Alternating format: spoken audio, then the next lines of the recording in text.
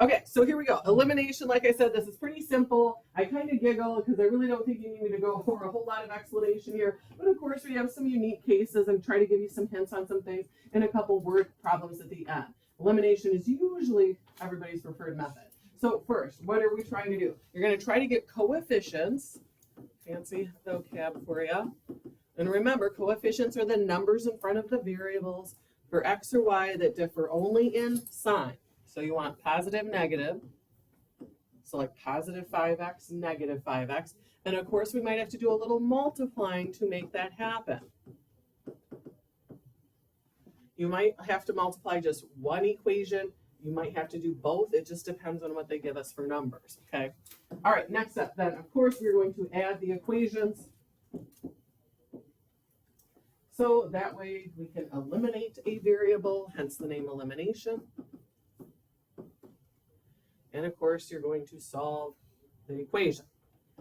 Just like substitution, once you get an answer, we're going to back substitute it in into either of the original equations.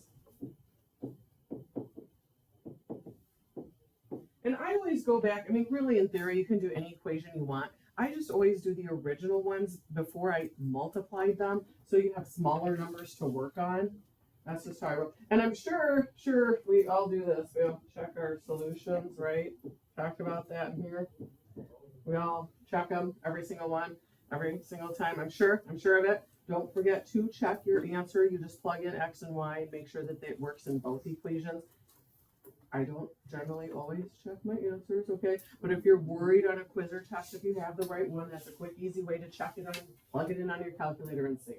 All right, I giggle because this is so easy. So of course we're using elimination today. So I look at the x's, we could turn them into 6 and negative 6. That wouldn't be so bad. I actually think it'll be easier to eliminate y because I would only have to multiply this bottom equation by 3. That's what I'm going to do. I'm going with the less work.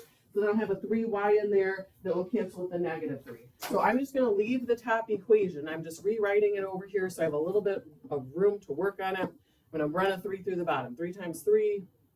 Let's switch to green.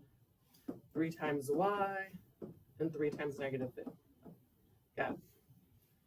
Easy peasy. Add them together. 2x plus 9x. The y's eliminate. Add the right. And do it in your head. X is, no, I can't believe I'm teaching this. It's so easy. Okay. From there, of course, you need to figure out what y is. I always go back to the originals before I multiply to smaller numbers. I'm going to do the bottom blue one here just because I have room to write on it. So if I put negative 2 in here for x, 3 times negative 2, that's not so bad. I can do that in my head. I'm going to add 6 over, and we get 1. And again, you're welcome to leave your answers like that. You know, I like to always write them as ordered pairs just to make it easy for you guys to check, but it doesn't matter to me if you just leave them x equals y equals. So I'm pretty confident you probably could have done that one without me. Probably this one too. Okay, so again, we have to try to get x or y to eliminate. So I always look at the coefficients. 5 and 2, I could make 10. That's not bad. 3 and 4, turn those into 12s. Again, really doesn't matter. They're both pretty small. I would probably just, the y's, you already have the signs fixed for you, 1 plus 1 minus. So I'm going to eliminate the y's. I'm going to turn them into 12s. So I'm going to multiply the top by 4. That will give me a 12y. I'm going to do the bottom known by 3. You could have done the x's. It does not matter. You will get the same answer. So I'm going to distribute 4 through that guy. So 4 times 5, 4 times 3, 4 times 9. Okay, 3 through the bottom. 3 times 2. 3 times 4. Might need your calculator here. I don't know what's 3 times 14. Got it. All right, add them together, of course. Our y's are out. We got 26 total x's. 78. Can you divide that in your head? X's 3. Yeah.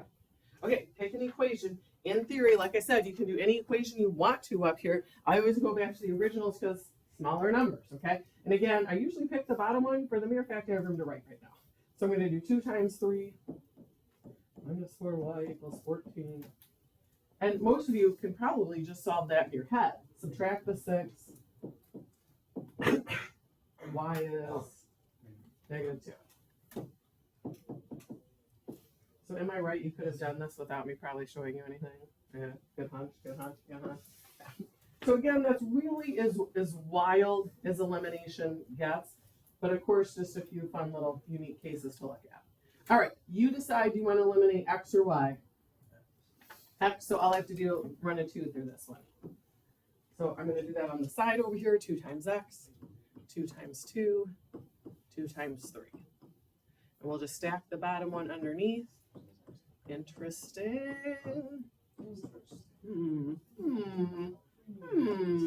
Because what happens on the left side?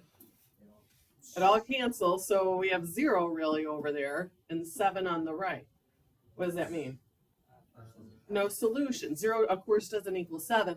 Plus, if I made you solve by graphing, how would the lines look? Parallel. They would be parallel. They're never ever going to intersect each other. That would just be your parallel lines. Okay, that wasn't very exciting, but there we go. Okay.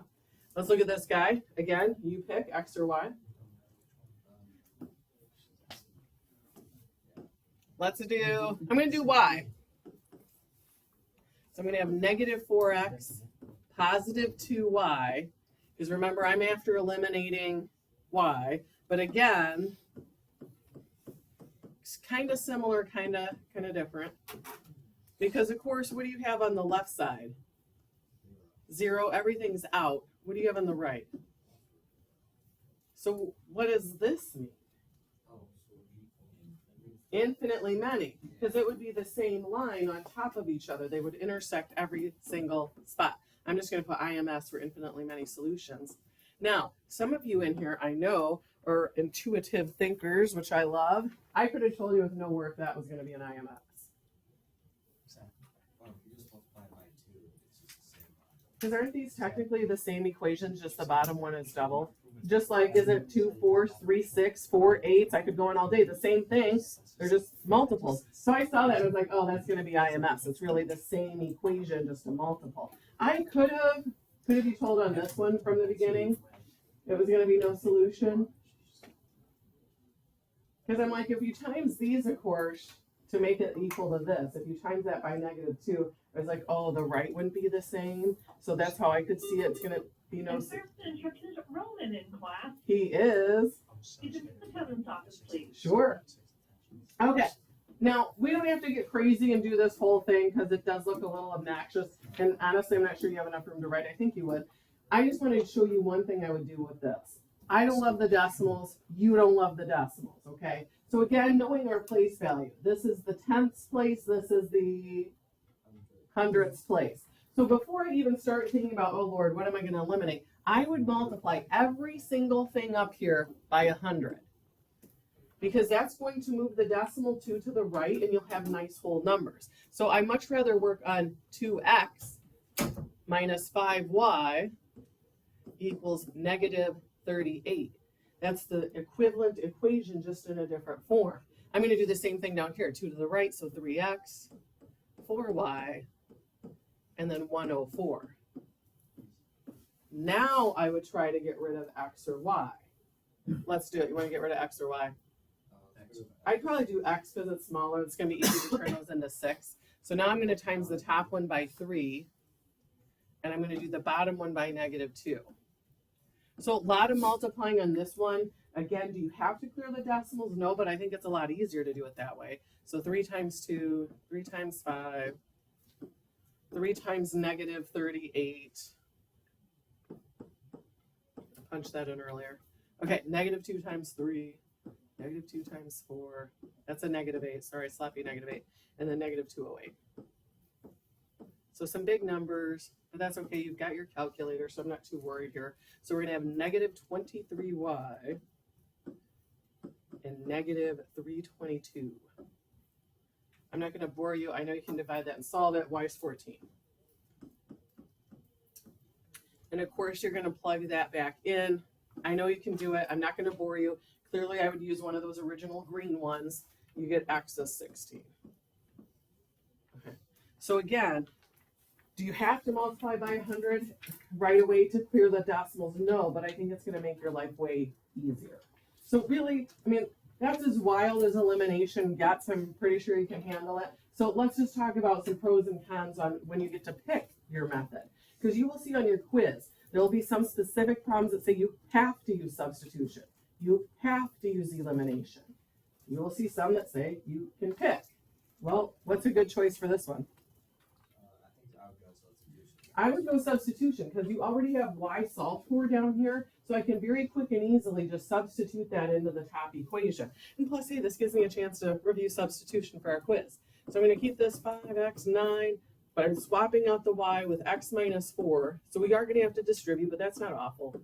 All right, piece of cake, let's solve it. Let's run the 9 through here. So I'm going to have 9x, 9 times 4. Piece of cake, I'm going to combine the x's over there, -5 and 9. Let's go ahead and add the 36 over. We can do that, of course. Is 49 divisible by 4? No, and you know I love a fraction, so we're not going to freak out when we get some fraction answers on our quiz, right? Got it, got it, got it. Now, and you can use your calculator, so clearly no judgment. I would probably, especially if I'm worried about like time or something, I would just do this in my calculator. 49 fourths minus 4. Or we could do this in our head. Common denominator 4 would be the same as 16 over 4. What's 49 minus 16? 33. So I have 33 over 4. But again, you can use your calculators, and we're not going to panic because we have seen throughout the notes, throughout the assignments, there are probably more fraction answers than you encountered last year. Okay. All right. You decide. What do you want to use on this one? Substitution or elimination?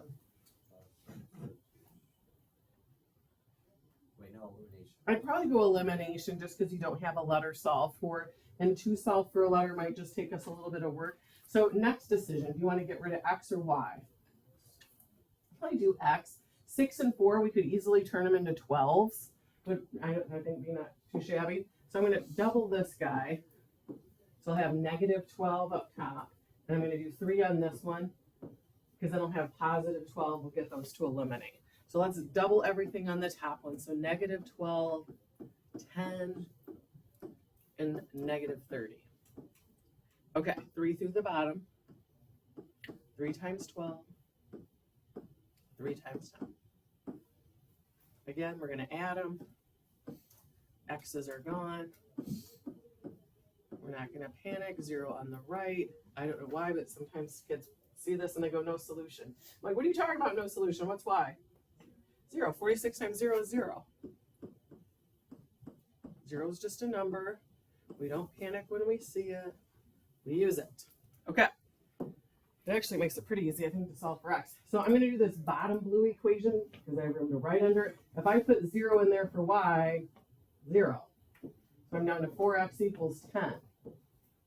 So again, you're going to have a fraction. What lovely reduced fraction do you end up with for x? 5 over 2. Good. 10 over 4, 5 over 2. Yeah. So, I mean, realistically, have I taught you anything new?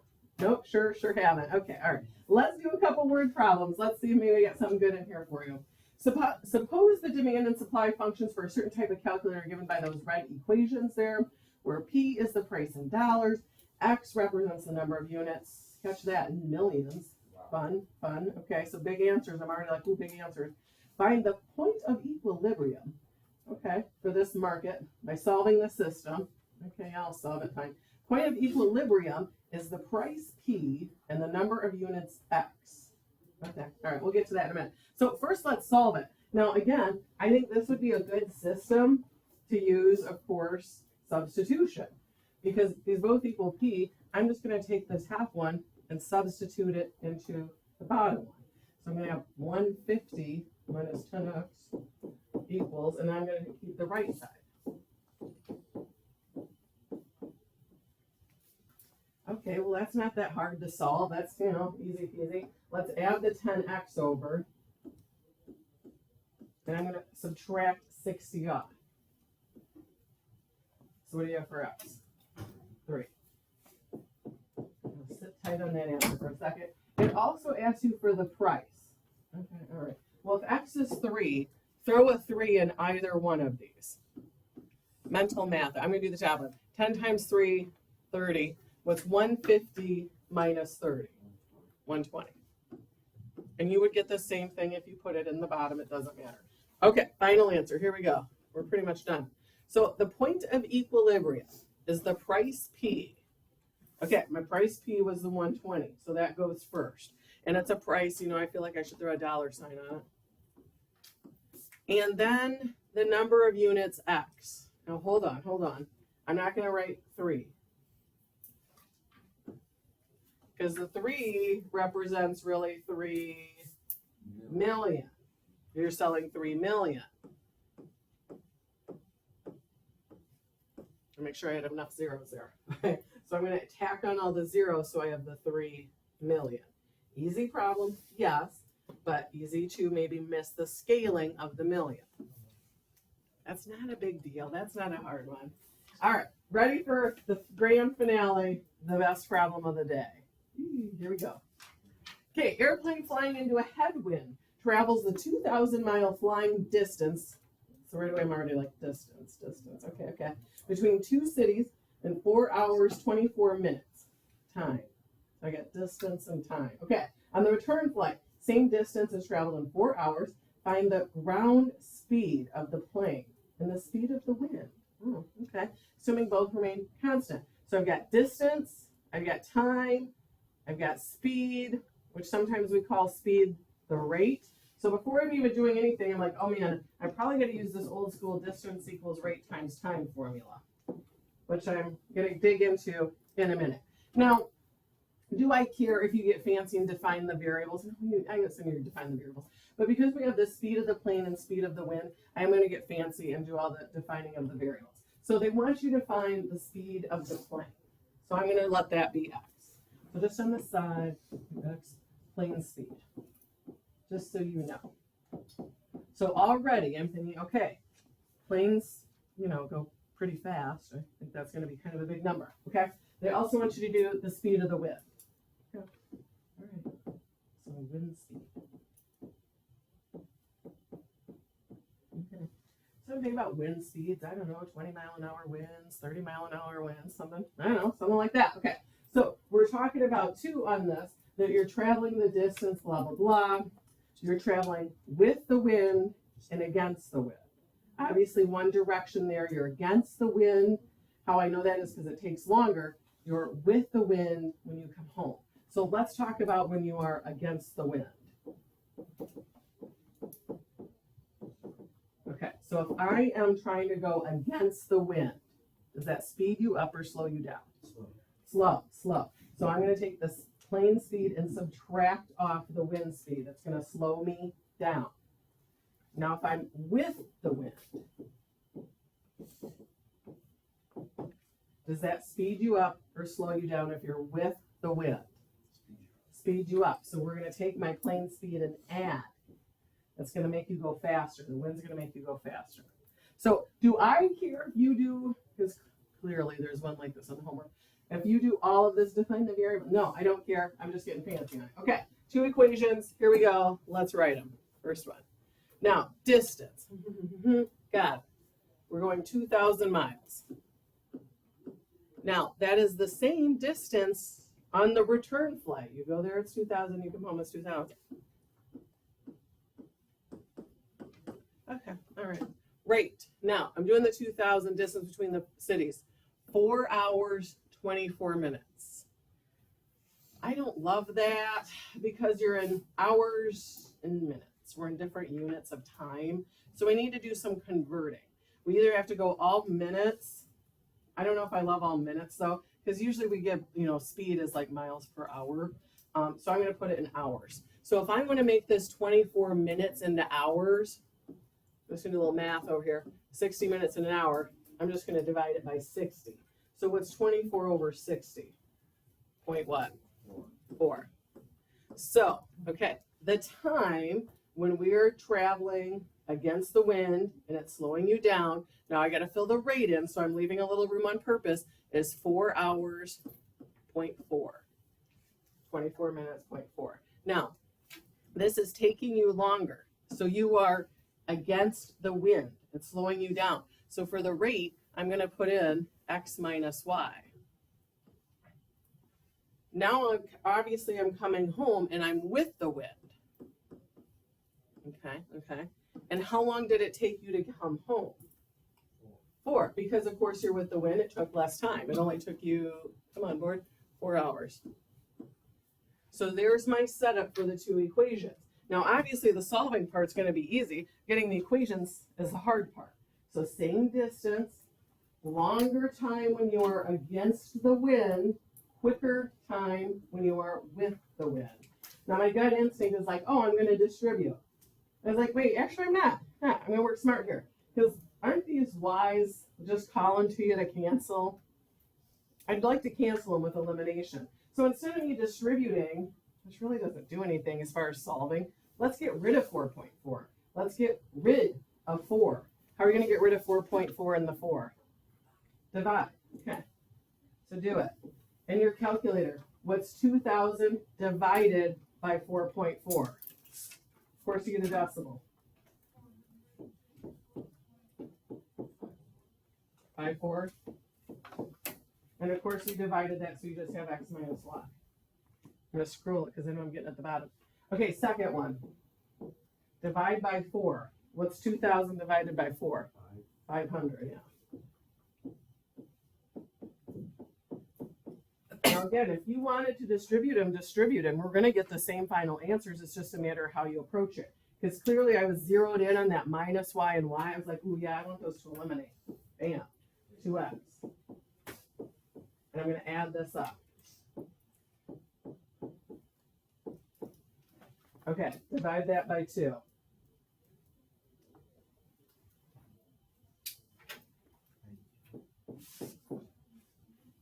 So 477, let's go to 1 decimal. Point what? Now, to me that makes sense. Because remember, x is how fast the plane is going. Doesn't 477.3 miles per hour seem a logistic plane speed? Of course, you need the wind speed now. So same spiel. You're going to back substitute. I don't know, pick one. I'd probably use this one. Because, of course, they should add up to 500. So I'd probably just go in the old calculator. What's 500? I'm going to have to subtract x off. So y is 22.7, which that seems legit for a wind speed. I got a little faster wind speeds right now. Got it. Okay. So again, you're going to have one. This is probably like the dicey problem of the day. Similar on the homework.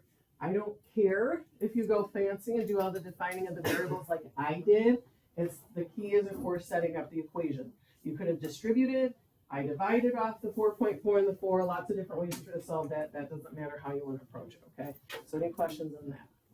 All right. So of course, hopefully we have school tomorrow and we have your quiz tomorrow. Hard to say. Who knows? Who knows? So like it says, like I've already talked about, you have to use both methods because they'll specifically have some for substitution and specifically elimination and graphing. There's a couple graphing on there in your calculator.